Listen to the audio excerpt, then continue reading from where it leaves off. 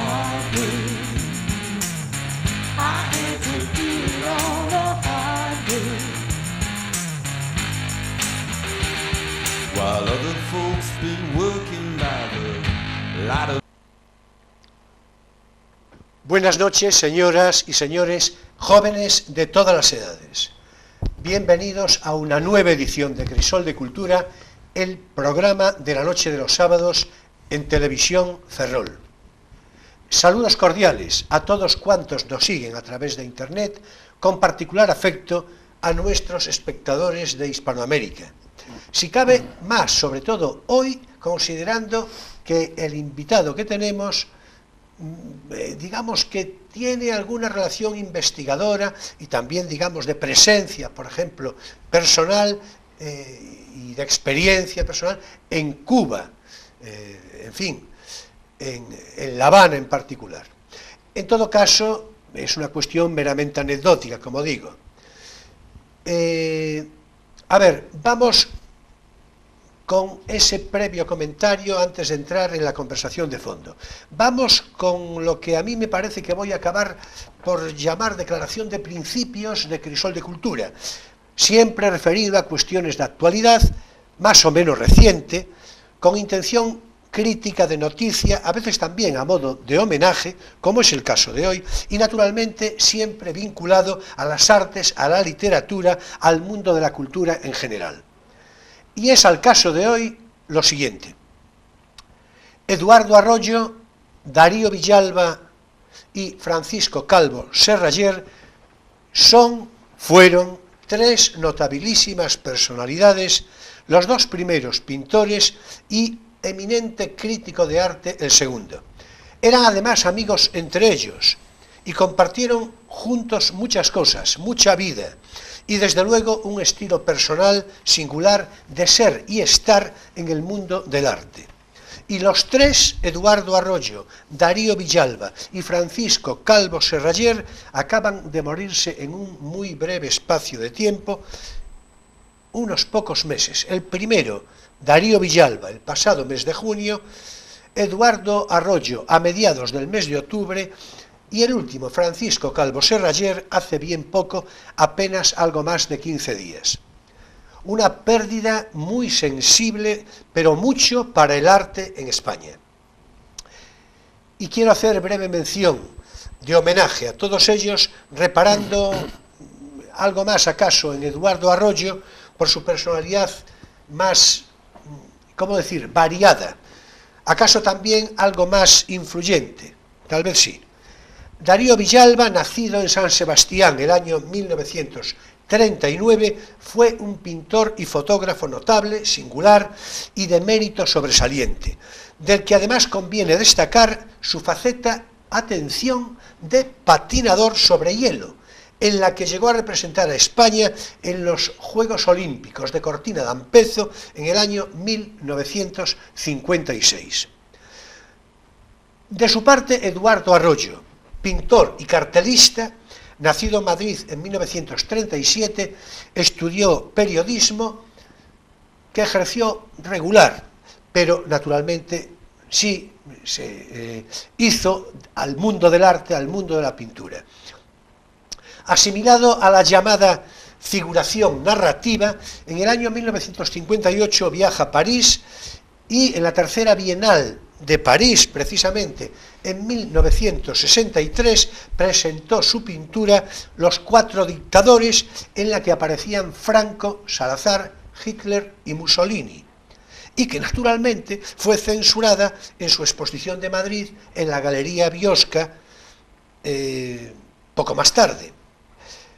La muestra Mitologías cotidianas en el Museo de Arte Moderno de París en el año 1964 es lo que le supone, digamos, su consagración.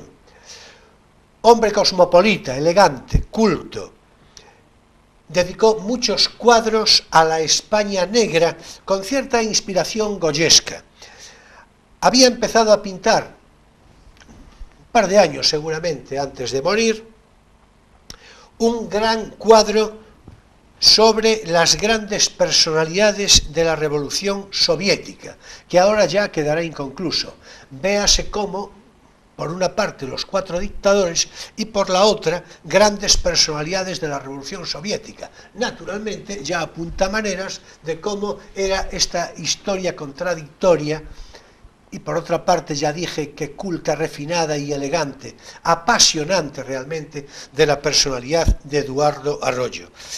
Y además, y esto sí que lo siento yo de manera muy personal, quedó inconcluso, bueno, ni siquiera inconcluso,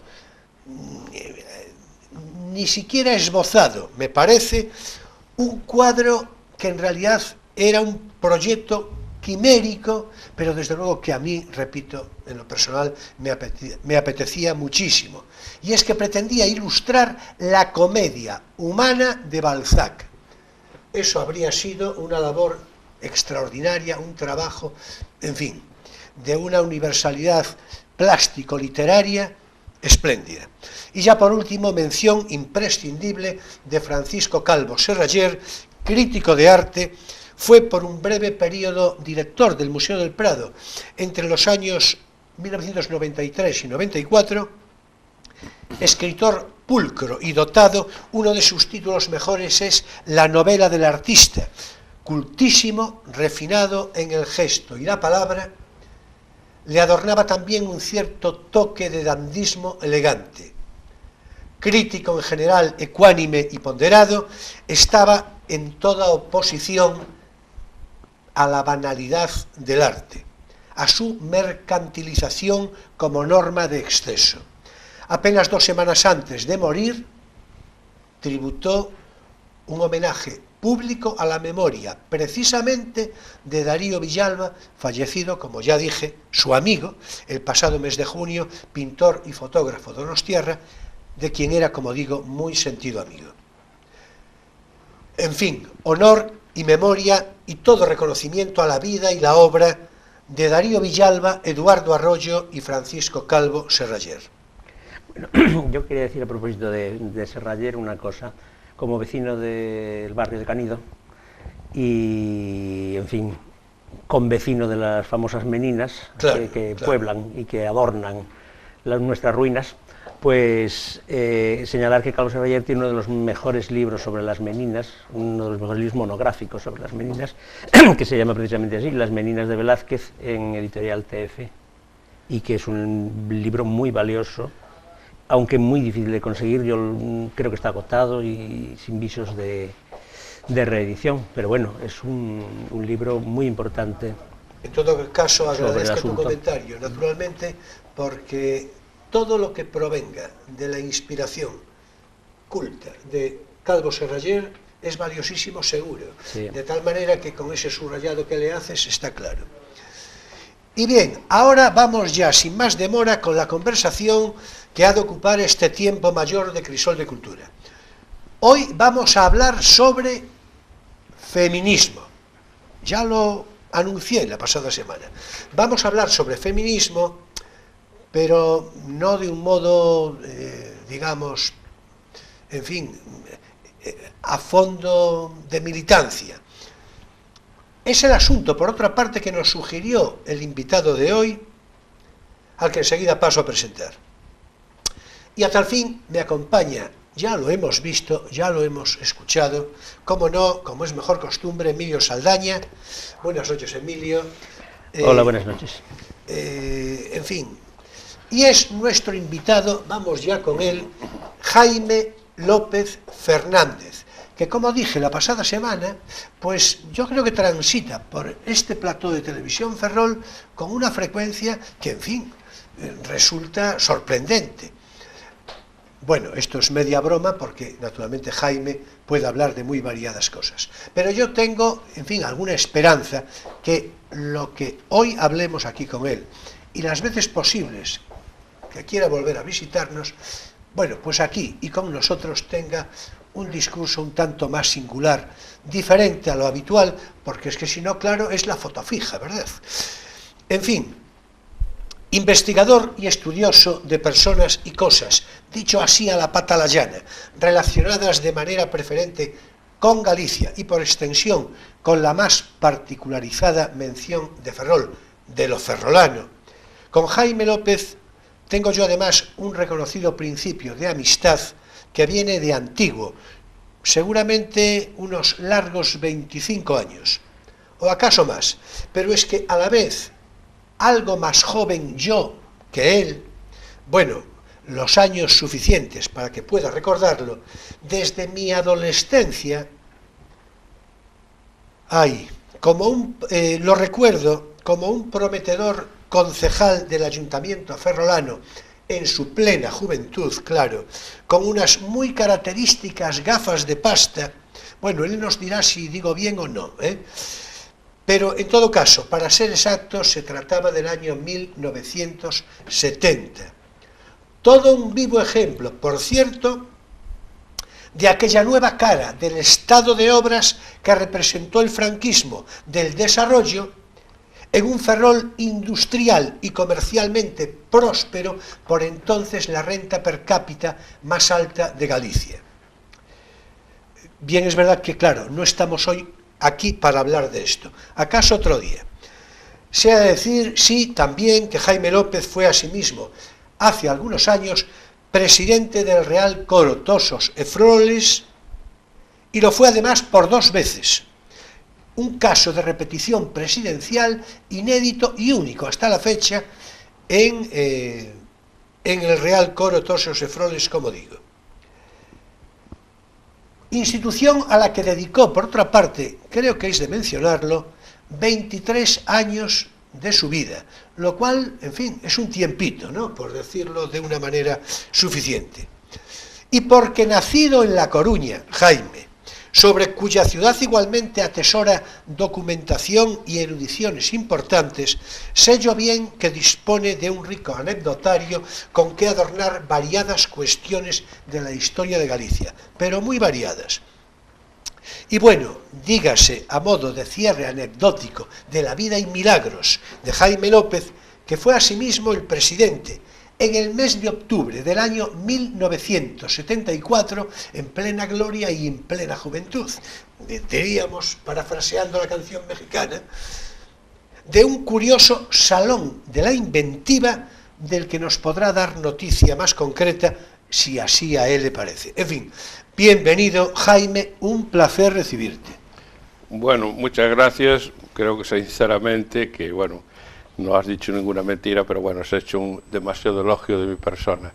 Los elogios hay que demostrarlos y no decirlos, pero bueno, tú has vivido efectivamente esos 25 años, más o menos, yo diría 30 ya, y efectivamente me has plasmado con esas gafas de pasta, porque sí, de aquellas no andaba con gafas oscuras, hoy ando precisamente por el LED que me está quemando los ojos y por eso no puedo estar al descubierto, no porque me quiera ocultar, nunca me gustaron las gafas de oscuras, pero de aquellas no las llevaba gafas negras, pero gafas oscuras, pero lo que era la pasta. Sí, además eran gafas graduadas. Graduadas, exactamente, claro, yo siempre fui miope desde que nací. Bien, primero felicitarte y felicitarte porque creo que debes estar hoy en el 70 programa. Sí, es el programa número 70. Bueno, pues felicitarte, sí, bueno, y también felicitar y saludar a tu compañero, claro, Emilio, que también lleva 70 programas, sí, acompañándote aquí. ¿Alguna vez falló por alguna enfermedad más o menos? Pero por poquitas cosas, algún catarro. Bueno, alguna licencia que le concedí graciosamente, que soy yo muy gracioso. Pero bueno, felicidades a los dos.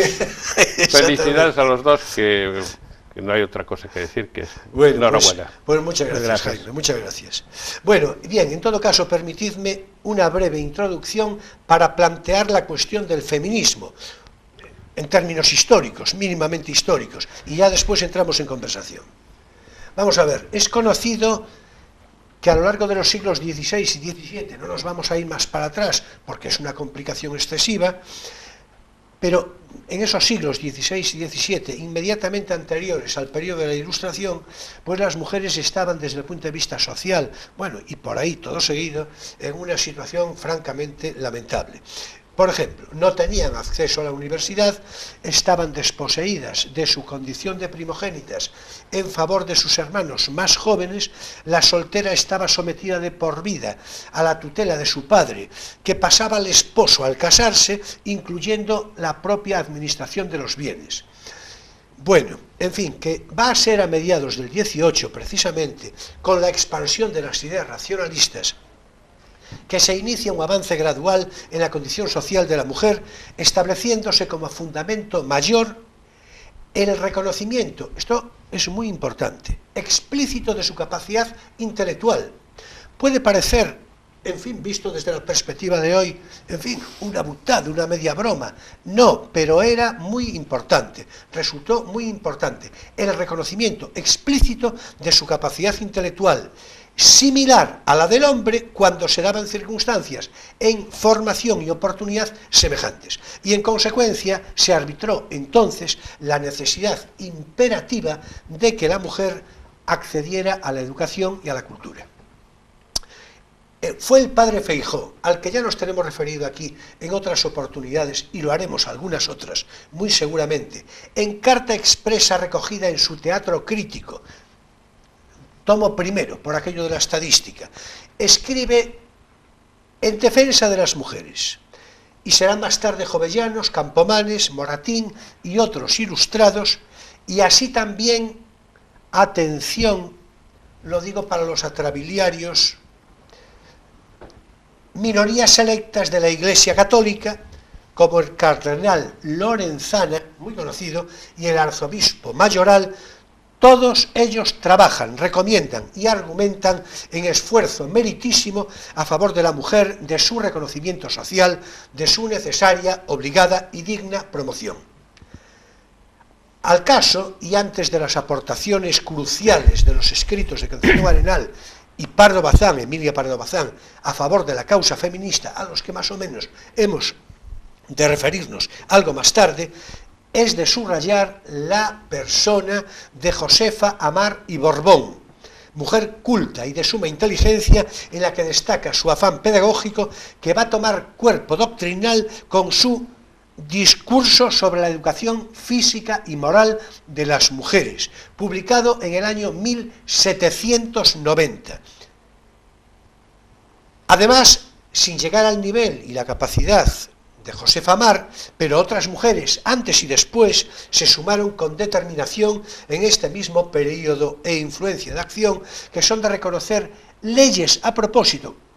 Naturalmente empieza a legislarse a favor de la mujer desde el año 1779 y con regularidad frecuente hasta 1792, favoreciendo a este fin la instrucción general de la mujer y facilitando su acceso a la cultura y el trabajo.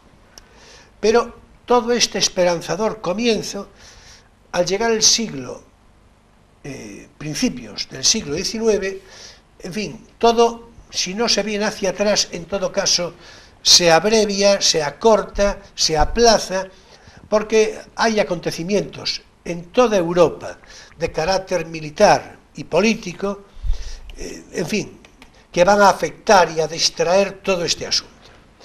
Así que ya tenemos pues situado el feminismo en su lectura social y cultural básicas en el siglo XIX, después de los avances previos del XVIII. Así que desde esta consideración, en fin, vamos a empezar la conversación.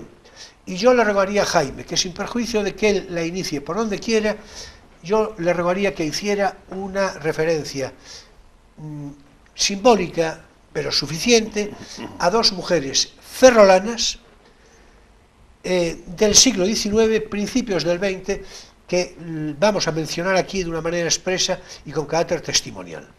Adelante, Jaime, cuando quieras. Bueno, en principio decir que, hacer una pequeña aclaración, aunque podríamos decir que una de ellas no es ferrolana, pero podríamos decir que es ferrolana de Ares, como te gusta a ti decir a veces. O sea que realmente... Bueno, lo de ese gusto personal ya lo matizaría yo, pero en fin, acepto lo que me dice. Aceptas, bueno, pues bien, en principio decir que quiero hablar de dos personas que creo que bueno, si ya se habla de calles, de estatuas y tal, yo creo que estas dos mujeres, una es ferrolana de nacimiento, la otra no, pero que merecen todos los mayores elogios que se puede hacer a una mujer de la época, estoy hablando. Y entonces estoy a decir, en principio de la ferrolana, Elvira Novo García, que ya solamente hablar de su familia, voy a decir nada más que su hermano, el mayor, que era Victorino Novo García, primer director del Correo Gallego, y una saga de personas de su familia, José, Ernesto, Enrique y hasta un Victorino sobrino. Novo, que entre otras cosas escribió una historia de Ferrol inconclusa, Sí.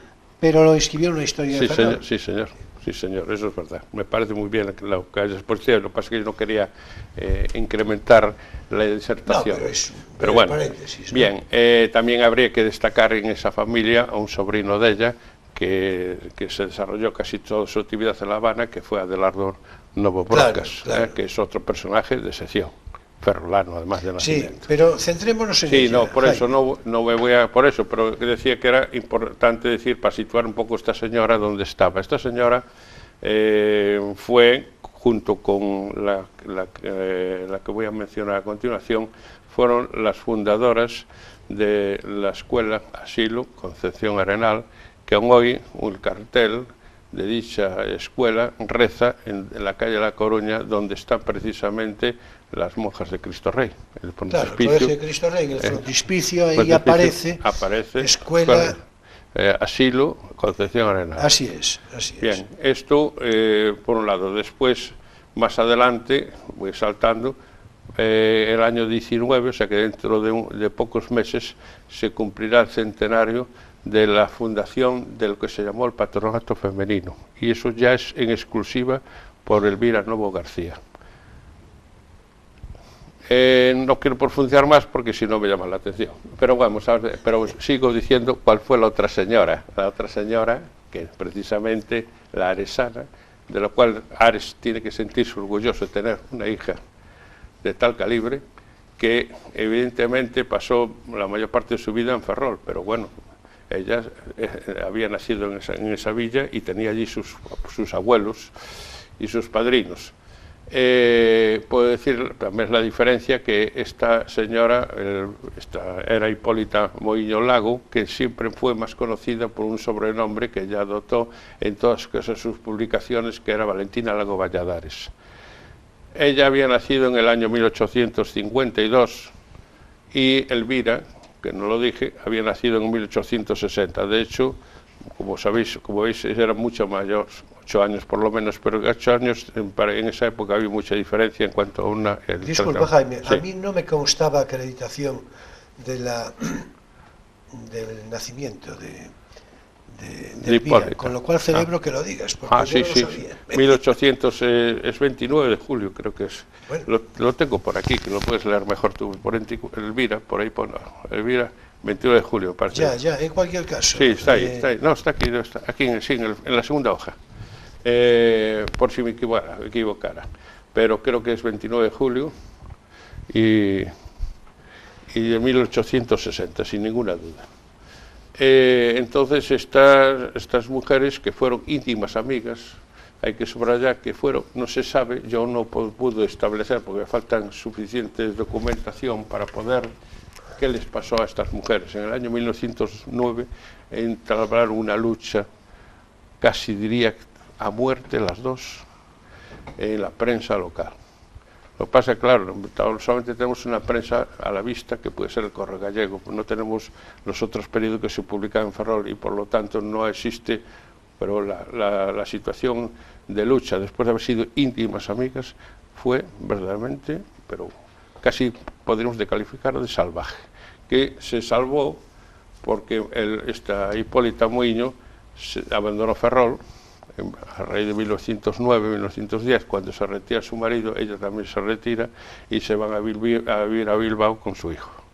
Pero si no, hasta la muerte de ella, que fue en el año 1917, hubiera continuado la guerra, supongo. Mira, disculpa, sí. Lo de la geografía tampoco importa demasiado, sí. Pero tú dices Bilbao. Yo estaba en que era Valladolid, a donde se va. No, van primero a Bilbao, porque allí estaba en Bilbao destinado. Pero ¿no muere en Valladolid ella? Sí, después sí. Ah, bien, sí. perfecto. Ya está claro. Pues ya, está bien, bueno, te lo aclaro y aclaro a todo. Mira, Jaime, lo que acabas de decir yo creo que es muy interesante en el sentido de que, al margen de la polémica que citas, sí. es verdad que ellas, y vamos ya a decirle a Emilio que nos diga algo, sí. es verdad que ellas, las dos escriben en la prensa con asiduidad, Diario Ferrolano, El Correo Gallego, también en algún periódico de La Habana, sobre todo, quizá Hipólita Moíño, por cierto, con O, Moíño, Hipólita Moíño, tal vez tuviera una destreza periodística mayor que la de Elvira Novo, lo digo por las colaboraciones, por las colaboraciones que... En mi modesta opinión, sí, claro, tienes toda la razón. Publica en Almanaques de Ferrol, en Vida Gallega, que ya tienen una... Pero bueno, la polémica es lo de menos en este caso. Está presente en la fundación de la Real Academia Gallega, también, es importante. Perfecto, perfecto. Escribió algo en gallego, cosa que Elvira no. Claro, Contos da Terriña, por ejemplo, es en 1906, y A Luz da Morte. Es decir, A Luz da Morte fue anterior, a finales del 19. Bien, pero, en todo caso, por cerrar un poco, que si no, ya sabes, Jaime, que el tiempo se va, que es mucho. Y yo me desmadro. Es decir, claro. Así que, por cerrar el comentario, y en todo caso de homenaje particular a estas dos mujeres. Yo quería aclarar lo de Bilbao, porque si dices tú como es verdad que murió en Valladolid, en Bilbao estaba destinado su hijo Federico, el Landrove, Moíño, que fue donde nació precisamente su hijo, su primer hijo. Después, por traslado y por la posición, se trasladó Federico para la Normal de Valladolid, y allí fue donde verdaderamente se trasladó toda la familia. Claro, perfecto. Entonces, claro, lo de otro ya de Federico Landrove daría lugar para un programa solo. Estupendo, claro, no, por supuesto. Pero eso, pero eso es otra historia. Sí, ya, ¿no? por eso digo. Bueno, pues venga, redondea, si te parece, el comentario respecto a estas mujeres. Bueno, en para concreto, poder entrarle ya a otras cosas. Esta no tuvo descendencia, Elvira siempre fue soltera, con lo cual, pues solamente esa familia, pues prácticamente se ha extinguido, solamente los descendientes de Ernesto, del hermano, que por cierto fue el primer director de la Escuela de Artes y Oficios, bajo el nombre de Escuela Elemental del Trabajo, en la época de la República. Y poco más habría que decir, que esas mujeres, pues las dos tenían quizás un acendrado catolicismo, y eran francamente muy caritativas. O sea, eran de las que daban muchas ayudas, pero tampoco hacían apología de ellas. O sea, así que incluso en algunos momentos manifiesta Hipólita cuando algunas personas le daban dinero para que lo entregara a ella. O sea, gente que no quería aparecer en ciertos momentos y que confiaban plenamente en que las ayudas llegaban a su destino.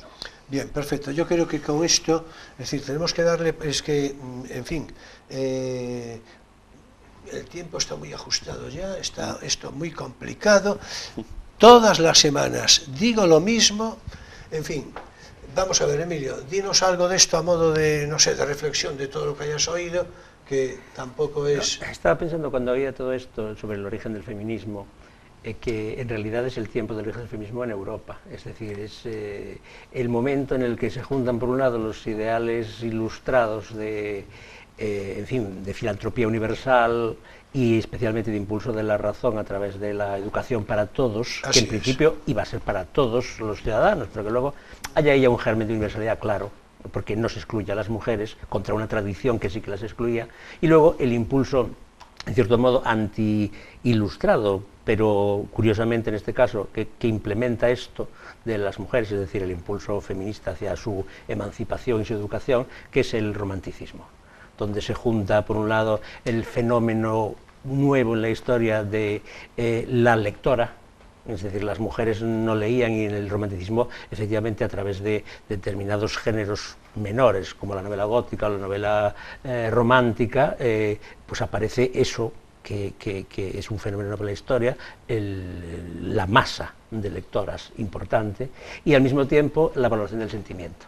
Si la mujer había sido discriminada por la tradición occidental por el racionalismo, que era una cosa masculina frente al sentimentalismo o a la emoción que era de las mujeres, y por tanto las, en cierto modo, animalizaba o por lo menos lo subordinaba al varón. El romanticismo, claro, al reivindicar el sentimiento y al defenderlo de los excesos de la razón neoclásica, pues es una fuerza pro emancipación de las mujeres, es una fuerza feminista, y en el origen del feminismo están precisamente románticas o tardoilustradas, como la Mary Wollstonecraft, que es la madre de Mary Shelley, la de tal. Y, en fin, ese fenómeno tiene que llegar a España, aunque España llevara el retraso cultural que llevara, de alguna manera, a través del romanticismo que llega hasta aquí, tienen que llegar también este tipo de ideas. Bueno, de hecho, y este tipo de iniciativas, porque son iniciativas sociales. Claro, también. claro. Yo creo que el romanticismo realmente es ya la primera reacción contra el positivismo racionalista. Claro. ¿No? Es decir, no, pero en este caso se juntan esas cosas, ¿no? La mujer lectora, que exige desde su pasión por la literatura una educación y el acceso a la educación superior. Por otro lado, el ideal ilustrado universal, que estaba ahí esperando hacerse verdaderamente universal, aunque era nada más que un programa, y por otro lado, en fin, la defensa de lo irracional y de lo sentimental, que era el terreno femenino tradicional por el romanticismo. De hecho, en fin, dicho ya así a modo de resumen, que me parece pertinentísimo todo lo que dijiste, el perfil de las bibliotecas... Estamos hablando, por supuesto, de la primera fase del feminismo, es decir, el feminismo de claro, la igualdad. Claro, luego vendrán más cosas, pero el feminismo de la igualdad por supuesto, reivindica que la diferencia de las mujeres es complementaria y es, por tanto... Ya lo situaste en términos de época.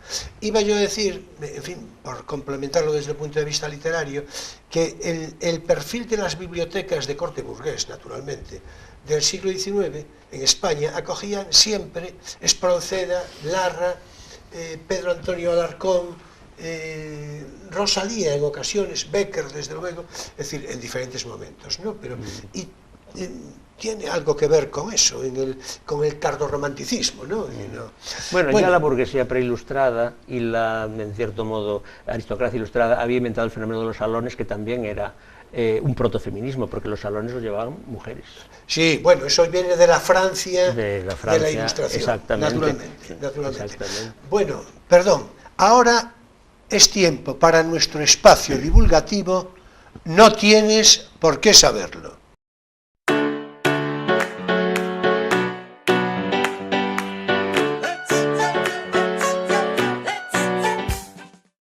Bueno, y hoy en recomendación de lectura va a empezar Emilio su relato particular, porque mi libro pues se relaciona directamente con el asunto que nos ocupa hoy. Y por tanto es mejor que se continúe con el tema a partir del comentario. En efecto. Sí, así porque el mío no tiene nada que ver con todo esto. No tiene que ver, pero sí con la actualidad más próxima, ¿no? En realidad, como estamos llega la Navidad, como dice el tópico, he traído un libro navideño, que es Mitos y ritos de la Navidad. Un libro más bien de curiosidades, no espere uno una erudición profunda ni una bibliografía muy fundamentada. Es un periodista de cierto prestigio en el campo de la investigación, pero bueno, no es evidentemente, pues, yo qué sé, Carlos Es un Ginzburg. libro eminentemente divulgativo. En todo Sí, caso. es divulgativo, lleno de curiosidades, muy anecdótico, muy bien editado, eso es verdad, con su cubierta, su tapadura, ilustraciones variadas, un muy buen papel, la verdad es que está muy bien. Y es además un libro de estos que podría ser un libro de regalo de estas fechas, sobre todas estas cuestiones de la Navidad que, en fin, tienen detrás una serie de historias que muchas veces no conocemos, pues algunas más o menos ya muy habladas, como la Navidad y el solsticio de invierno, los cultos agrarios y druídicos y la asimilación cristiana al nacimiento de Jesús, y bueno, curiosidades de típicas leyendas navideñas como los Reyes Magos, que no son de los evangelios canónicos, que son de los apócrifos, y de su evolución, tradiciones como el Belén o como el árbol de Navidad, que se sitúan históricamente, pues el Belén como un invento de Francisco de Asís y el árbol de Navidad como una cristianización de un símbolo pagano del norte de Europa. En fin, un libro de curiosidades. Por ejemplo, ¿sabías que Papá Noel nació, según este señor, en el siglo XIX y su imagen actual se debe a la Coca-Cola. Lo de la imagen actual quiere decir que el Papá Noel rojo que conocemos sí que es verdad que deriva de la publicidad de la Coca-Cola de principios de siglo. Antes no era especialmente rojo, no vestía especialmente rojo, y antes de eso fue un obispo y un santo medieval, San Nicolás, y San Nicolás, San Niclaus, de Niclaus, en fin, esa deriva. Otra, la lotería de Navidad se creó para financiar la guerra de la independencia. Pues no lo sabía, si él lo dice, pues será verdad o no. La pero por lo lotería menos nació con Carlos III, claro. Aquí ya lo dijimos en su momento, pues, o sea que... aquí él remite a otro tipo de sorteos. Tengo que hablar con Pepe Rodríguez. Pero de la lotería de Navidad, o sea, no la lotería en general, sino la de Navidad. Ah, caramba, la de Navidad, sí. Claro, entonces tiene razón Pepe. Bueno, no lo sé, ya te digo que yo no me fío mucho, pero es entretenido. Sí. El simbolismo del árbol de Navidad, sus adornos, los regalos, los villancicos, los famosos Reyes Magos, que no fueron siempre 3, y que Baltasar no fue negro hasta el siglo XVI. En fin, curiosidades bien contadas, amenas y bien editado el libro con una abundante pues, ilustración, claro, fotografía y demás, ¿no? Sí, un libro majo y sencillo y además como un título entretenido. Muy atractivo y muy a propósito para estas fechas. Y Mitos y ritos de la Navidad. Mitos y ritos de la Navidad, editorial, bueno, Ediciones B. Ediciones B. Bueno, pues un libro vamos... que se aguanta solo, como sabes que me gusta. Sí. No es el caso del mío. Bueno, en cuanto a mi recomendación, bueno, esta sí tiene que ver con el asunto que hoy nos ocupa, porque voy a recomendar, voy a mostrarlo a la cámara, cartas inéditas de Concepción Arenal. Bueno, no sé yo si desde que se editó el libro dejaron o no de ser inéditas las cartas, ya se verá. En todo caso, cartas inéditas de Concepción Arenal de Manuel Rodríguez Carrajo. Este es su autor, naturalmente. Esta es una edición de la Diputación de La Coruña de hace, la verdad, bastantes años. Del año, pues, 1984. Interesantísima, desde todos los puntos de vista, interesantísima. A mí los libros de carácter epistolar me parecen muy interesantes y muy significativos siempre. En este caso, naturalmente, también.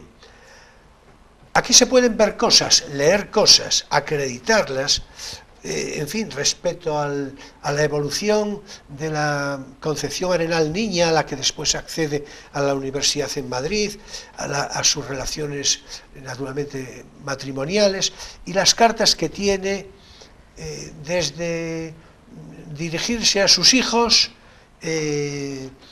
hasta la correspondencia con una muy amiga suya, a la que seguramente nos vamos a referir dentro de un rato, la condesa de Espocimina, o sea, Juana de Vega.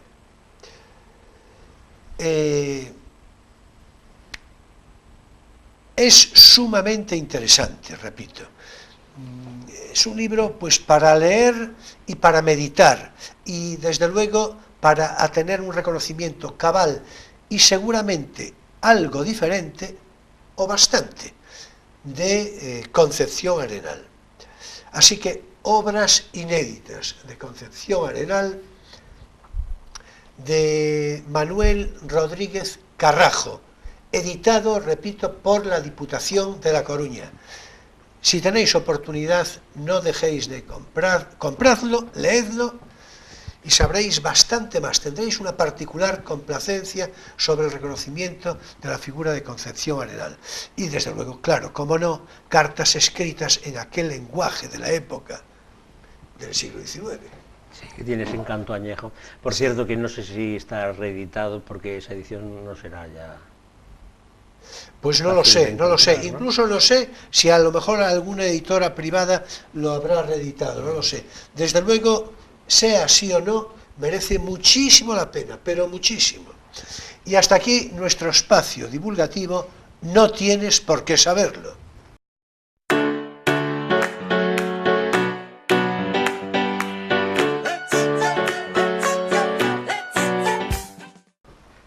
Bueno, pues nada, ya seguimos con lo nuestro, con lo que a nosotros nos ocupa.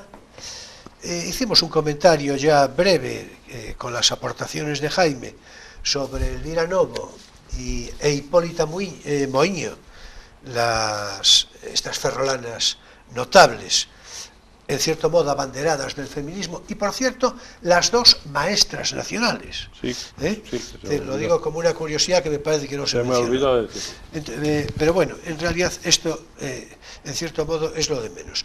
En todo caso, a ver, yo creo que de una manera que resulte, en fin, suficiente, pero yo quisiera mencionar a Concepción Arenal, a Rosalía de Castro y sobre todo de una manera particular a doña Emilia, que tiene, Pardo Bazán, que tiene una referencia biográfica y anecdótica jugosísima y muy amplia. No sé realmente por dónde empezar, por dónde os parezca. Cuando tú quieras. A ver, pues, venga, adelante. Si quieres, yo como, evidentemente, como coruñés, me gustaría que empezaras por doña Emilia Pardo Bazán. Pues adelante, perfecto, bueno, adelante. También se podría hablar, pero es mucho más antigua y no tiene la categoría que tiene doña Emilia, es Juana de Vega. Juana de Vega también es una persona importante. Sí, pues, sin duda. Porque fue la primera en edad, precisamente. Sí. Ella nació prácticamente con la revolución, con la invasión francesa. Claro, de hecho se casó con Espócimina. Sí, que era un guerrillero, más aparte general. Bueno, por cierto, que no era Espócimina, era Espoz, creo que Ilurday o algo así. Sí. Lo de Imina le viene por un familiar que está en la guerrilla, que los franceses lo hacen preso, y entonces, bueno, Espócimina, por derivación, ¿no? Sí. Bueno, en cualquier caso, sí, claro, Juana de Vega fue una coruñesa meritísima, Sí. También de ese corte filantrópico, y que, por cierto, tenía amistad con Concepción Arenal y con doña Emilia. Por supuesto. Claro, así que venga, vamos con doña Emilia. Pues doña Emilia, pues tengo también la satisfacción de poder decir de que mi madre la conoció en vida, porque mi madre, nacida en la Ciudad Vieja, donde ella tenía su casa palacio, que es la calle Tabernas, donde está la Real Academia Gallega, pues mi madre había nacido en la calle, muy cerquita, en la calle Sinagoga, y ya digo, una distancia pues a lo mejor de 100 metros o 150 metros, todo más. La ciudad Vieja es una ciudad pequeña. Mi madre me tiene contado de la categoría de esa señora, sobre todo en el aspecto humano de la señora, porque claro, todo el mundo sabe de las luchas que tuvo para entrar en el Ateneo madrileño. Fue una mujer, aparte fue luchadora, pero también tenía otra faceta, poco menos conocida, que es la que quería hablar para no enrollarme, pues decir que hablaba con toda la gente de la Ciudad Vieja y sobre todo tiene especial dedicación a la gente pobre, como era mi madre.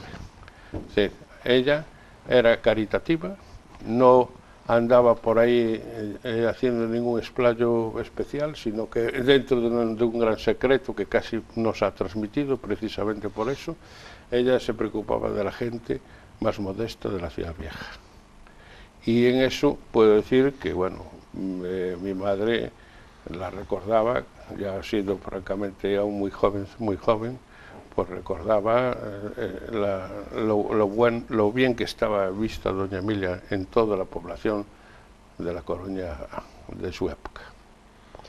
Podría decir algo más referente, pero ya no se trata de doña Emilia, porque ya sería hablar de que mi madre también conoció. Pero sí, yo creo que ya va todo junto. Va todo junto, bueno, y volvemos enseguida a doña Emilia, vamos. Porque es que Pues Jaime tiene un par de curiosidades anecdóticas importantes que contarnos también. Mi abuelo era una persona que carecía de una pierna desde que se casó en segundas nupcias con mi abuela, y por supuesto la situación económica era muy difícil, y mi madre, que era la mayor, le tocó hacer de bastón, y no solo de bastón, sino de ayuda a la familia y a su propio padre. Entonces, mi abuelo, que era un repartidor de La Voz de Galicia y al mismo tiempo plegador del periódico, que se plegaba a mano, pues mi madre, ya a muy tierna edad, a los 7 años, iba a repartir ya el periódico en la zona, pues lo más colindante con la Ciudad Vieja, en el intermedio entre la Ciudad Vieja y la Pescadería, que es donde estaba la calle, la zona esta de la calle Real, San Nicolás, Torreiro, toda esta zona de aquí de Coruña, que realmente pues esa es la zona que solía hacer viva. Y como consecuencia de eso entró en contacto con la familia Burguía. Y la familia Burguía pues aprovechó las circunstancias del momento y la mandaban a hacer recados, claro, previo pago, claro, pero para algo podría decir una miseria, aprovechándose un poco también de la pobreza de mi propia madre, pero eso también le valió para calar de un poco cómo era ese don Manuel Murguía, vamos a decirlo don Manuel, que precisamente para mí lo que siempre extraje de mi madre es que francamente no era muy fácil de defender como feminista, sino todo lo contrario. Precisamente casi podría llegarse a ser un maltratador de la propia Rosalía y de sus hijas. Bueno, esto es un poco fuerte, pero en todo caso ya volveremos a eso, porque yo quería mencionarlo, pero bueno, no... Me pasé. No, bueno, volveremos a eso, ¿no? Ya. En todo caso, nos queda otro personaje todavía, sí, al que tu madre conoció, sí, conoció y del que ya tenía a Casares mejor... Quiroga, que Claro. por edad y que era más joven, por supuesto, que Manuel Murguía, le llamaban allí en la Ciudad Vieja, le llamaban Casaritos, y mi madre llevaba el periódico al consulado, lo que se llama el consulado, donde está hoy la sede de la Real Academia de Bellas Artes, la sede noble, por decirlo así, que es allí en la calle San Andrés, la estrecha de San Andrés. Y Casaritos era el más genoso de todos, precisamente. Casares Quiroga le tenía a mi madre un gran cariño, porque siempre, aunque no estaba él para pagar el recibo, mi madre se encargaba también de repartir el periódico y cobrarlo, pues Casares Quiroga dejaba siempre una peseta para la niña.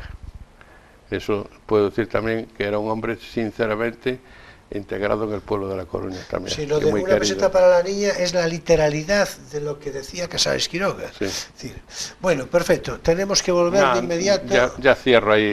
Sí, tenemos que volver, vamos a volver a Emilia Pardo Bazán, sí, que apenas le entramos, ¿no? Sí. Es decir, bueno, vamos a ver, de Emilia Pardo Bazán hay que decir que en efecto fue una avanzada del feminismo por muchas cosas, pero naturalmente es que se trataba de una mujer inteligente, culta, en la que además se daban, y esto es muy importante, una serie de circunstancias sociales y económicas favorables que le permitían actuar con una cierta consciente arrogancia y digamos con cierta curiosidad entrometida.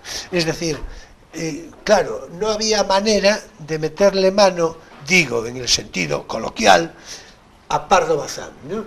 Es decir, era mucha condesa. Era mucha condesa. De hecho, y yo creo que ya algo podemos estar por aquí, de hecho es conocido, porque claro, había una oposición por parte de los escritores de la época, sobre todo Pereda, Clarín, incluso Menéndez y Pelayo, en menor medida, pero también. En cambio, Juan Valera estaba bastante a su favor.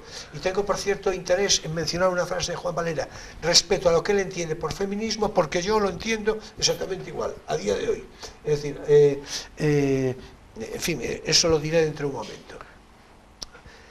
En todo caso, claro, esta circunstancia era muy favorable, pero hubo una polémica, porque pretendían hacer académicas a Emilia Pardo Bazán,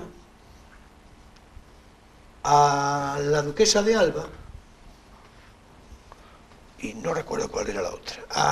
Fernán Caballero, a lo mejor. No recuerdo yo ahora mismo. Concepción Arenal, precisamente. Claro. A Concepción Arenal. Vaya. Sí. Concepción Arenal, Pardo Bazán, Sí. y la condesa y la duquesa de Alba. ¿Y cuál es el mérito de la duquesa de Alba? Bueno, era mérito intelectual. Sí. Sí, era mérito intelectual. De las tres, seguramente la de menor fuste, puede ser, pero de hecho el reconocimiento expreso de Juan Valera, que ya, yo creo que ya voy a decir parte de... Juan Valera hace un comentario explícito, dice, acerca del valor de cualquiera de las tres, no cabe duda. Yo no tengo voz, sino, dice Valera, para ensalzarlas, ni tengo voluntad, ni mente, sino para emplearme en su admiración y su servicio. Con lo cual, yo creo que está perfectamente claro. Después matiza y dice, pero no se trata de reconocer el mérito de estas mujeres, sino de resolver si conviene o no que haya académicas. Esto sería otra cosa, ¿no? Por si después me despisto, voy a decir lo que comenta, que a lo mejor ya puede ser motivo para entrar al comentario sobre el feminismo. Dice lo siguiente, Juan Valera, una especie de corolario, respecto a Pardo Bazán y estas otras mujeres, pero del feminismo en general. Dice, sin duda la mujer vale tanto o más que el hombre, pero radicalmente, no solo en la forma corpórea, sino en su esencia y espíritu, difiere del hombre.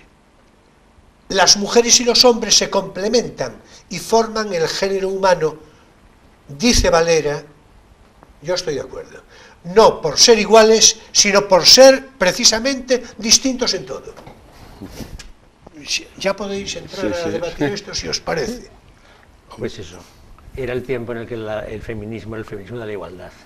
La opinión era precisamente que la diferencia es en el fondo una complementariedad y por tanto supone una igualdad de derechos. Esa es la igualdad que se busca. Claro. No una igualdad de hecho, sino una igualdad de derechos. Claro. Por tanto, luego, sobre esos derechos, cada cual...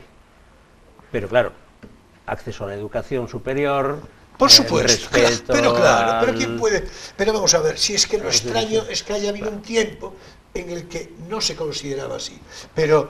Es un tiempo muy antiguo, porque esto en la Biblia, en el pensamiento griego, en los padres de la Iglesia, claro, siempre sí, la mujer fue como un niño, sí, y por tanto había una necesidad natural de tutela que ejercía primero el padre, que lo ejercía el marido, pero una mujer autónoma pues era como una aberración de la naturaleza. por eso me parece En sumamente... Aristóteles, por ejemplo, sobre motivos biológicos, en los padres de la Iglesia sobre motivos teológicos, el pecado, Eva, la serpiente, la carne, todo esto. Y en el racionalismo por motivos de una errónea concepción de la capacidad intelectual como una disposición exclusiva del hombre. Que por cierto me parece la peor de todas. Claro, deriva de las otras. Ya, pero... Es decir, deriva del concepto cristiano de... Porque las otras tienen una referencia del cuasi espíritu dañado mitológica, por el ¿no? pecado, exactamente, porque Claro, en el fondo es mitología, claro, la mitología del pecado, claro. y en el caso griego un poco de una biología que también era un poco mitológica, porque los argumentos de Aristóteles, por ejemplo, sobre la humedad y el calor y el proceso fetal son, en fin, no son muy científicos desde nuestro punto de vista, aunque en aquel momento pues pasaran, y claro, ese señor pesa mucho en la historia del mundo. Sin duda, Pero sin duda. siendo Adelante, verdad Jaime, lo que venga. estás diciendo, Emilio, evidentemente pasaron muchos siglos desde Aristóteles o de los otros ejemplos que has puesto. Es que Aristóteles en biología se acaba en el siglo XIX. Por eso es que O sea que no pasó nada de Aristóteles a nosotros. ya, ahí está, pasaron muchos siglos y el mundo no avanzó. Quizás ahora avance demasiado rápido ahora mismo, Bueno, sí, eso pero es otra bueno, cosa. pero no vamos a criticar el mundo actual, porque si no sería terrible. Estamos Pero- en ella que una tercera fase de feminismo. Pero Sí, bueno. y yo más que rápido diría torcido, que son cosas Sí, sí, diferentes, sí, ¿eh? sí, sí, que son sí. cosas diferentes. Sí, Sí, porque... pero bueno, en todo cambio hay siempre riesgos, hay siempre exageraciones. eso sí, Y ahora estamos eso pasando sí, del feminismo claro. de la diferencia al feminismo de la, Claro. no sé cómo llamarle, de la posdiferencia. No, y además ahora hay De alguna manera hay que llamarle. hay una serie de connotaciones como pueden ser ahora mismo las violencias de género que se están produciendo para mí en exceso. O sea, ¿cuál es el secreto o el misterio de esta situación? Pues no lo sé. Yo no soy psicólogo para poder analizarlo y es muy profundo el poder decir por qué hay tantas agresiones a las mujeres. Pero bueno, a lo mejor a veces puede estar también provocado en algún sentido por parte de las féminas, a lo mejor, a veces. Bueno, No en todo digo- caso, esto no es lo que nos ocupa No, hoy. no, no, Ahora pero bueno, bien, como era feminismo... sí, quise no, decir- no, que sí, que sí. quise Esto decirlo no, esto no porque- es lo que nos ocupa hoy. Ahora, No. en todo caso, en fin, no lo vamos a mencionar, pero ya que surgió, de mi parte, sí, mencionar, digo de la mía, que, en fin, lo que no puede ser de ninguna manera y de lo que protesto con toda serenidad, pero con todo rigor, es de la prevención del hombre, de que el hombre sea potencialmente culpable. En fin. Es que además eso no significa nada, todo el mundo es potencialmente culpable. No, ya, pero después, en la práctica, esta historia sí se lleva a efecto de una manera, en fin, ya sabemos cómo. Sí, ¿no? es un tema en el que habría que entrar con más cuidado. Y claro, con a eso más me tiempo. refiero. No, y con más tiempo. A eso, no es lo que nos ocupa hoy, pero Por bueno, eso, en fin, por eso. Claro. Bueno, en todo caso, ya vamos teniendo tiempo regular, no climatológicamente, no meteorológicamente, sino cronológicamente, tiempo regular. Y yo tengo ganas de que nos siga diciendo cosas Jaime, sí, y yo que quería nosotros decir, digamos sí, también. Yo también quería decir que antes has tocado el tema con este libro que has presentado, en el que hablabas de la Lotería de Navidad. Se me vino el recuerdo. Pepe Rodríguez. Sí, se vino el recuerdo que no es el de los zapatos, como me decía que avisara. Bueno, antes, casi ahora ya casi todo el mundo lo sabe porque se han sido publicidad de que hace 100 años, bueno, 104 años que tocó la Lotería en Ferrol, ¿no? En la Navidad. Pues a ver si vuelve a tocar. A ver si vuelve a tocar. Ya va siendo yo, hora. aunque no lo lleve yo el 10º, me gustaría que volviera a tocar para que esta ciudad, bueno, respire un poquito. Pero no va por ahí. La cosa es que es curioso que de los que tenemos cierta edad sabemos que los que vendían el cupón, los ciegos, se les llamaba los iguales. Claro. Sí, la vez se decía, y yo los iguales para hoy. Sí, claro. Los iguales para hoy, exactamente. Es lo que decían los ciegos, los que son afiliados como yo y complementaban ese juego de la 11. Sí. Pero lo curioso del caso es que me vino hace tiempo, que lo sé, me vino a mis ojos que cuando se crea el patronato femenino en 1919 hacen un sorteo completamente distinto a lo que se solía hacer, hacía para captar fondos para las entidades benéficas. Se captaban fondos a través de regalos que hacía mucha gente y que todos se sorteaban. No, pues es la primera vez, por lo menos en Ferrol y no sé si en España, en el que se hace un sorteo para pagar en metálico. Es curioso, porque es que además le llamaban los iguales. Y fijaros que la 11 nace en el año 37, esto es 18 años antes del nacimiento de la 11, en Ferrol se llamaba ese sorteo de esa lotería, se llamaban los iguales. Es curioso, y siempre desde el punto de vista para patrocinar el patronato femenino, que por cierto no tiene nada que ver, quisiera aclararlo, con la actual asociación Concepción Renal, porque los fines eran distintos y además no tuvo continuidad. No que eso quiere decir que no haya que ayudar a esta actual asociación, no voy contra ella, ¿no? Pero quiere decir que no es lo mismo, aunque a veces se diga que es una continuidad de la anterior. No, es completamente distinto. Vamos a ver, Jaime. Y sí. Es que esto se nos va, ya, pero es que esto se nos va. No pero es la gracia. El sorteo no lo sabías de los iguales. Nada de Pardo Bazán, de doña Emilia Pardo Bazán. ¿Pero por qué le tenía esa manía a las galerías, que decía que eran como jaulas de grillos, esa cosa tan absurda? ¿De dónde le venía esa neura de habitar en un palacete que no tenía por tanto galerías? Porque no tenía galerías, no las tiene, la de casa de ella. Pues claro, pero es porque las galerías tenían una función constructiva de aislante. Entonces se daban en las fachadas orientadas al mar y tenían esa función de cámara de aire, digamos, para... Entonces a lo mejor en su palacio, como no lo necesitaba, ella no le veía la utilidad. Y de ahí a que no le viera la estética, ¿qué salto dio esa señora? Porque a mí me extraña tanto que a alguien no le gusten las galerías. Ella le llama Marineda.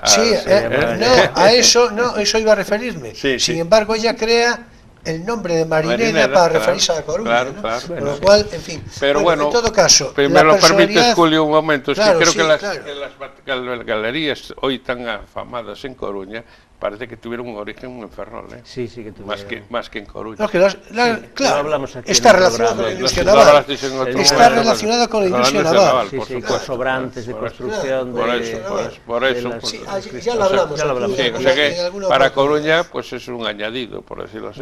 Pero la queda muy bonita. Sí, y a ella no le gustaba, no le hicieron caso. Sí, sin duda. En cualquier caso, bueno, tenemos de otra parte, es que el tiempo se nos va, ¿eh? Sí. Tenemos Concepción Arenal, que no le hemos tratado, Rosalía, que no le hemos tratado. A ver, permitidme que haga un prontuario rápido, pero tenéis que ser brevísimos, brevísimos. Es decir, de Concepción Arenal, bueno, hay que decir, yo quiero decir así alguna cosa suelta. ¿Tú quieres decir algo de Concepción Arenal? Hombre, por ejemplo, yo quería decir, a Concepción Arenal la tenemos ahí, sí, en fin, en un retrato que a ver si puede tomar cámara, en el que aparece la portada de la revista Eco de Galicia de 1917, sí. En La Habana. Sí. En fin, esa es la curiosidad simbólica que hoy adorna, en fin, el plató de Crisol de Cultura, ¿no? Un cuadro, o sea, pintado precisamente. Bueno, y copié lo que queremos decir, para no despistarnos, sí, es que a través de nuestro común amigo Carlos Martínez Orero, fallecido hace años, fallecido hace algunos años, y por el que yo tengo que decir que tenía una particular simpatía, al margen de un cierto principio de amistad.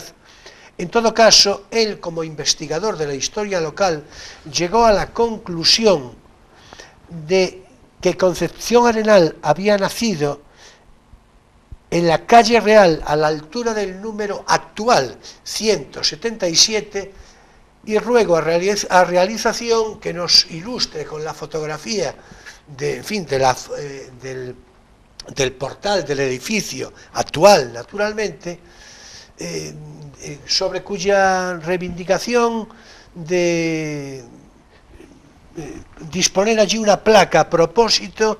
Yo creo que Jaime quiere decir algo. Bueno, yo he pedido estos días al ayuntamiento, que ya va siendo hora, próximos como tenemos los 200 aniversario de su nacimiento, que ocurrirá en el 2020, pues ser ya, a ver qué puede esperar más este ayuntamiento para colocarla, salvo que haya problemas de que los vecinos de esa casa o propietarios de esa casa no quieran, pero me temo que no sería nada insultante para ellos el adornar con una placa bonita, precisamente, ese recuerdo histórico que por otro tiempo, ya fue intentado ponerse en 1897, no es el primer intento que se podría dar. De hecho, cuando hizo nuestro querido amigo, y yo también me adhiero a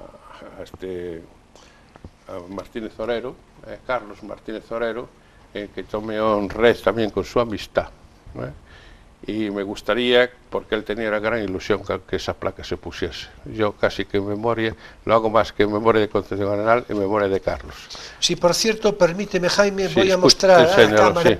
Voy a mostrar Sí, a sí. la cámara donde se da noticia, Sí. en fin, fotocopia de la portada del ideal gallego de la época, en la que se da noticia, hablando de la época, me refiero al 15 de agosto de 1997, en la que se dice que Carlos Martínez Orero sitúa exactamente la casa natal de Concepción Arenal. En fin, esto es, digamos una prueba documental. Hemeroteca. En efecto, de Sí. hemeroteca, en efecto. Bueno, bien De es verdad hemeroteca. que la casa cambió en su estructura porque son 200 años, quiere decir que no es la casa originaria de Concepción No, Arenal. naturalmente, claro. Eso hay que aclararlo también. Sí, eso, en todo Pero caso, claro, eso ese se da lugar, el supuesto. sitio, ¿no? Eso ha pasado en muchas cosas. Bueno, en muchos tengo ganas de mencionar, a ver, de esa manera prontuaria que os decía, a Concepción Arenal mínimamente, porque es que esto, vamos a ver, nacida en 1820, el 31 de 1820, y bautizada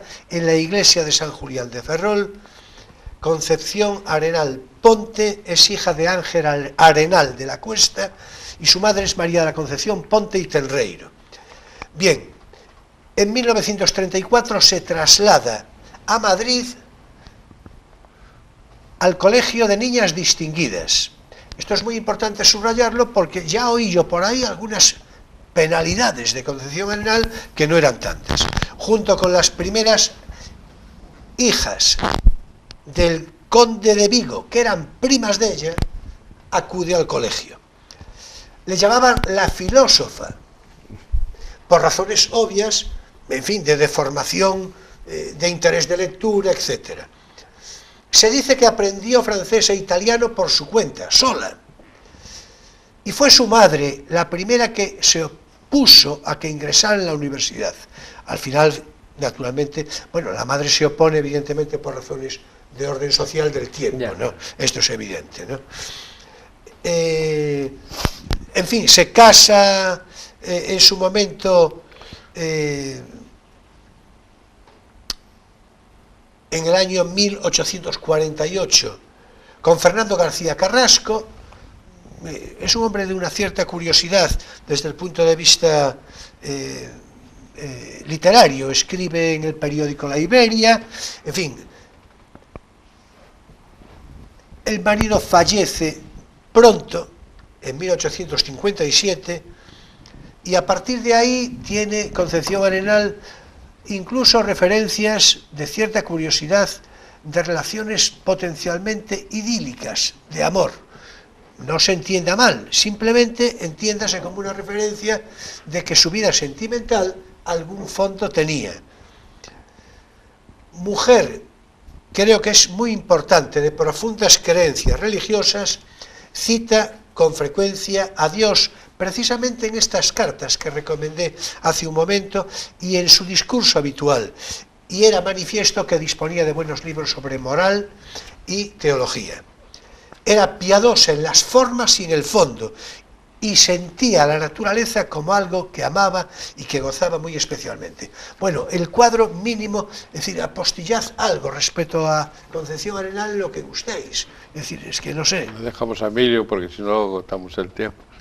No pensaba decir nada especial, aparte de, bueno, la importancia que tiene en esa novedad de aquel momento, que es una teoría legal que, como diría yo, atempere mediante la compasión cristiana el Claro. rigor racionalista o positivista, como dirías tú, Sí. de la jurisprudencia tradicional. Sí, sí, la visitadora del pobre, Sí, la famosa cartas a frase un de- obrero, Sí. Odia el delito y compadece al delincuente, en efecto. están en esa línea de sentimentalización, pero que es humanización al final, Claro, de ciertamente. unos sistemas excesivamente rigoristas ciertamente, ciertamente. de castigo. del Bueno, pues de delincuente. una manera muy particular, ya tú, Jaime, si te parece, de una manera brevísima, algo sobre Rosalía.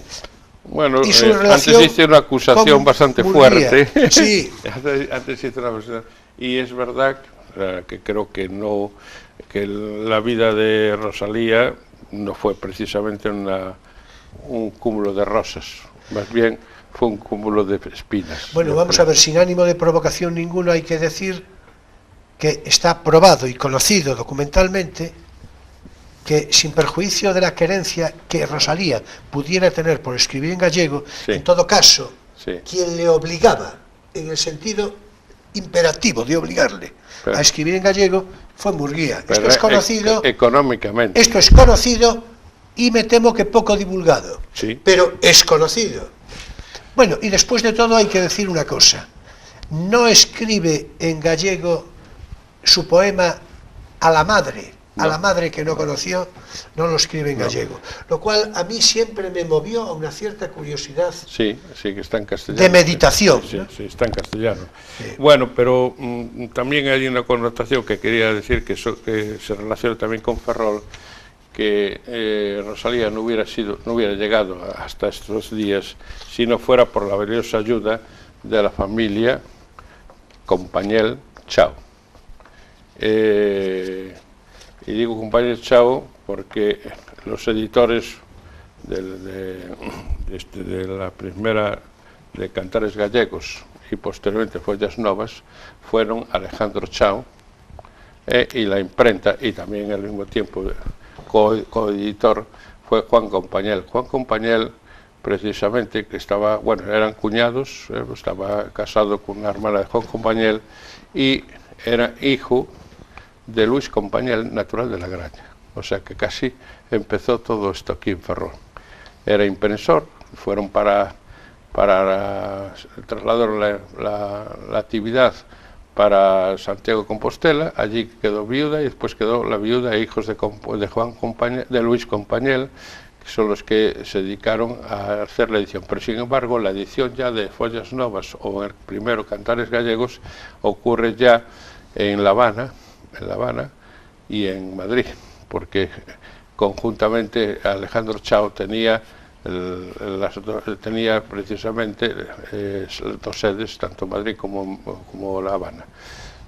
tenían una íntima amistad que provoca que por lo menos la primera hija de Rosalía se llamase Alejandra, que fuera él su padrino, que por cierto, según parece ser los investigadores de Murguía y de Rosalía, no era del matrimonio, o sea, era una hija fuera del matrimonio, pero que Murguía reconoció. Y en fin, y en definitiva, creo que además tuvo algún momento que se quejó, que dijo que un día que se plantaba, que no volvería a escribir en la lengua gallega, o sea, decía de aquellas en el dialecto gallego, porque ya estaba harta. Así creo que lo llegó a manifestar en más de una ocasión. Bueno, pues yo creo que con esto, que en realidad parece como si fuera el punto y seguido para otro programa, sí. En fin, aquí tenemos que dejarlo. Yo lo siento mucho, aquí tenemos que dejarlo. Sí, tenemos tantas cosas interesantes que se pueden decir de todo esto, ¿verdad? Por supuesto, bueno. No, por supuesto. Es decir, pero podremos volver sobre ello. Podremos volver sobre ello con otro sosiego, naturalmente. En fin, ahora es tiempo para nuestro espacio lírico, Poesía eres tú.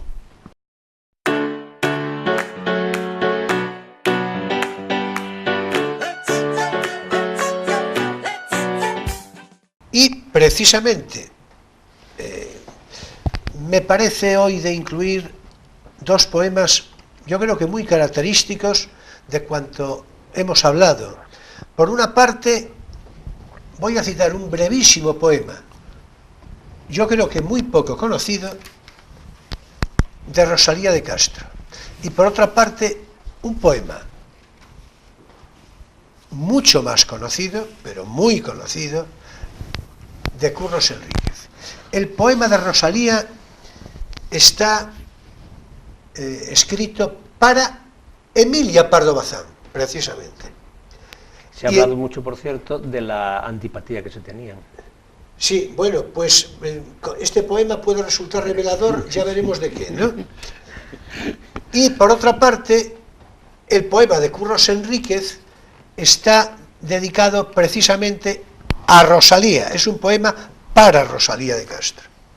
Bien, vamos con el poema de Rosalía para Emilia Pardo Bazán, que dice así: mimada polas musas, servida polas gracias, cun corazón que vive de armonías, nobre cantora das gallegas praias, ben mereces reinar como reinades, magnífica, absoluta, soberana. En cuanto al poema de Curros Enríquez, a Rosalía, ya digo que es muy conocido y muy bello, y dice así: domar pola orela mirei na pasar, na frente unha estrela, no vi con cantar. E vina tan sola na noite sin fin, que endarrecei pola pobre da tola, eu, que non teño quen rece por min. A musa dos povos que vin pasar eu, comesta dos lobos comesta morreu. Os osos son dela que va desgardar. Ai dos que levan na frente unha estrela, ai dos que levan no bico un cantar. Creo que es una forma esa fue bellísima. leída al pie en Santo Domingo de Bonaval, me parece, por eso, cuando vino en 1904 a Coruña. Bueno, pues esto lo aporta complementariamente Jaime, sí, de su erudición al caso. Sí, creo que sí. Y bien, hasta aquí nuestro espacio lírico, Poesía eres tú.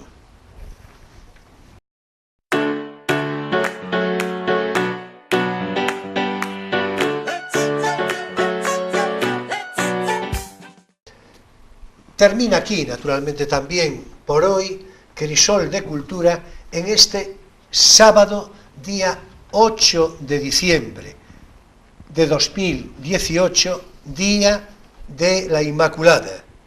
Felicidades a todas las Concepción, a todas las Conchas, a todas las Conchitas.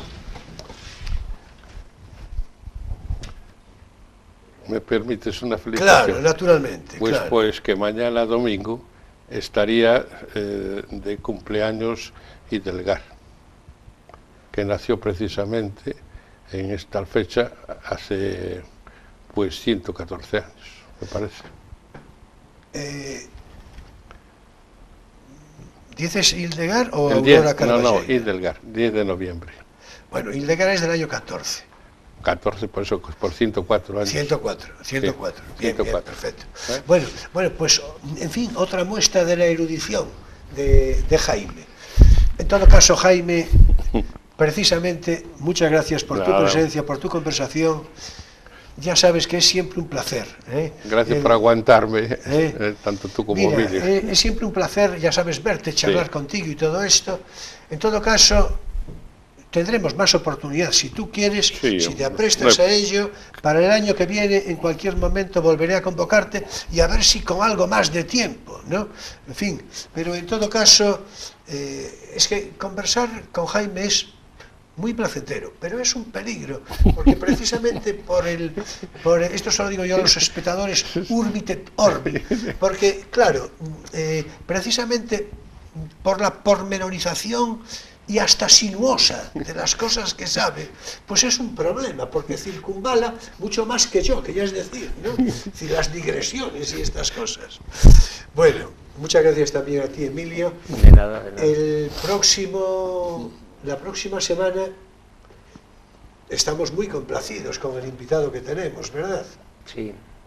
La próxima semana nos visitará Guillermo Fernández, a quien siempre recibimos, y desde luego yo en particular, que Emilio ni se diga, con una particular complacencia. Y con él vamos a hablar sobre John Berger, ¿no es así? Aún no sé muy bien cómo se lee. Sí, pero bueno, más o menos. Berger, supongo, porque es Berger, americano. sí, Berger, John Berger, bien, pues Berger. En todo caso, es un escritor británico, ensayista, poeta, con una vida interesantísima, singular. Es un hombre, vamos, lo digo como animación, porque así John Berger, es decir, ya veremos cómo es la historia, pues puede parecer, en fin, algo anodino, así en principio. No, vamos a ver, con Guillermo Fernández no hay nada anodino, y nada, digamos, con el complemento de Emilio y de mí mismo, ¿no? Sí.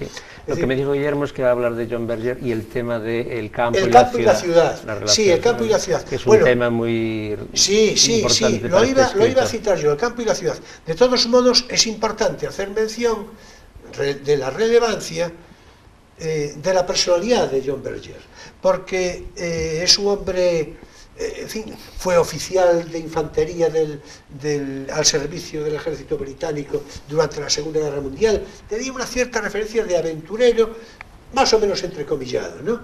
Y una persona valiosísima, un hombre que quiso dedicarse a la vida religiosa y que la experiencia en la guerra, en fin, lo desazonó, ¿no? En fin, ya vemos que se trata de una biografía interesantísima. Y que profesionalmente fue crítico de arte. Claro. Digamos, fuera su Sí, fundamentalmente crítico de arte, pero bueno, también escribía poesía, en fin, escribía narrativa, ensayo y demás. En todo caso, un programa atractivísimo. Así que, con la presencia de Guillermo Fernández, John Berger. Señoras y señores jóvenes de todas las edades, mi gratitud entera y toda como de costumbre por vuestra presencia fidel de cada semana, por vuestra actitud crítica, por vuestra complicidad, por vuestra simpatía. Nos vemos el próximo sábado en Crisol de Cultura, Televisión Ferrol, a las 9:30 de la noche, con repetición el domingo, entre 7:30 y 8, según obligados ajustes de programación. Y después ya, naturalmente, en Internet, para todo el ancho mundo. De otra parte, la recomendación de costumbre. Si estáis viendo este programa en su emisión del sábado, sabed que seguidamente se emitirá una interesante película, seguida de animado coloquio a su final. Y bien, ya sabéis que pasó lista. Muchas gracias, buenas noches y feliz semana.